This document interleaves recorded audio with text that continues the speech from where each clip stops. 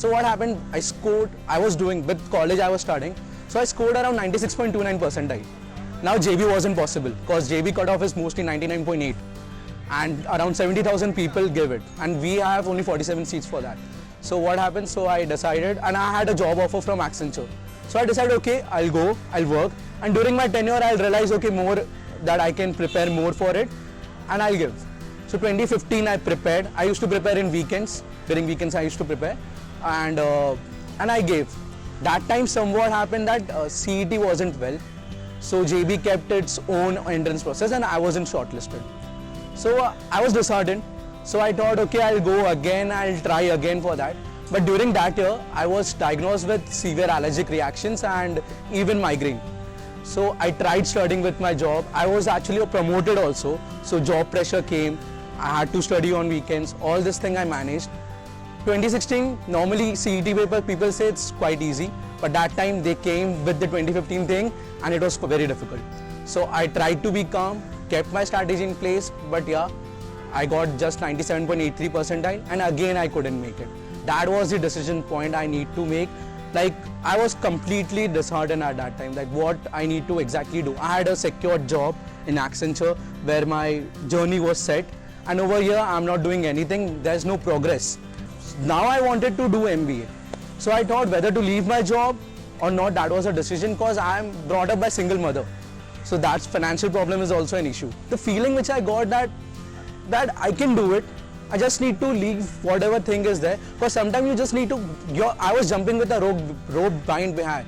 I just need to cut it and just jump as much as I can possible. So that time I decided to leave my job.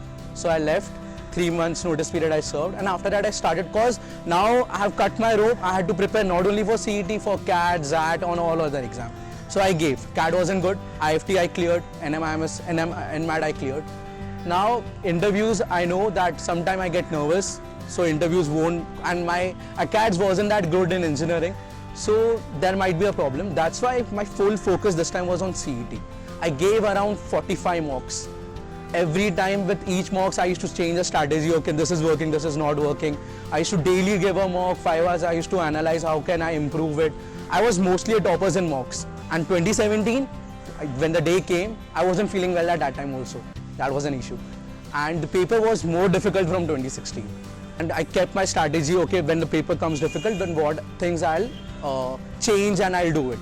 So I gave, and after 5 days, result came.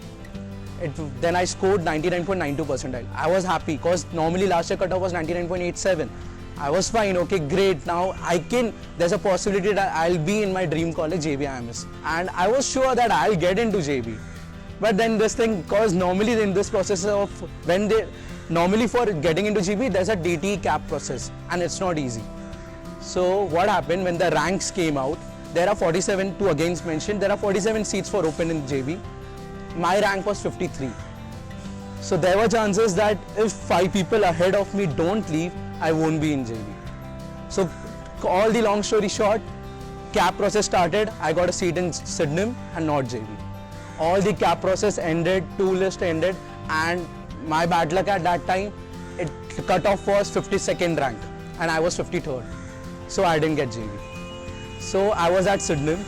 Normally this doesn't happen, by God's grace. What thing happened at that time, JB released its counselling round, a notification for counselling round, mentioning that they have 1 more seat for an open candidate. And luckily that was my mom's birthday also. So I was just happy, okay, now chances are there. If nobody else is there or nothing happens else, then I'll be in JB. And luckily on 10th August, I was admitted in JB. So that's how my journey to JBIMS is. Whichever institute people are planning, just go and see that institute. If you feel you connect with that institute, go and prepare hard for it and you will achieve it. So that's what I did. I came, I got a motivation, yeah, I can be one of the alums of JB, I have that potential and I will do it. So that always kept me motivated. One message I would like to give them, the people who are just gave it once and they are thinking, is it for them or not? There was one line from Vinod Khosla, who founder of Sun Microsystems. He said, you don't realize, but somehow when you're persistent, impossible things becomes possible.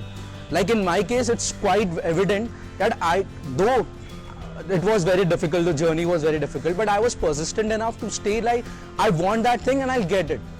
So that made something which was impossible, people might think, because every people have a different capacity. My capability was different.